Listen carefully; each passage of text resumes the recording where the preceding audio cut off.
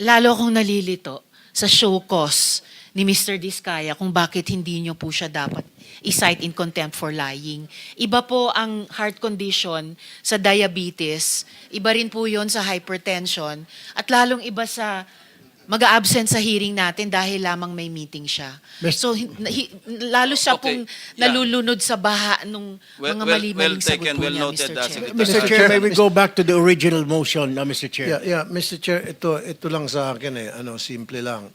Very inconsistent yung mga pinagsasabi nitong si Mr. Diskaya. And then pangalawa, mag-asawa sila, imposible hindi niya alam, hindi sila nag-uusap tungkol doon sa health conditions ng silang dalawang magkasama. Very clear for me na tulad nga sinabi ni Senator Erwin, pinagluloko tayo nito, ginagawa tayong parang mga bata rito. There's a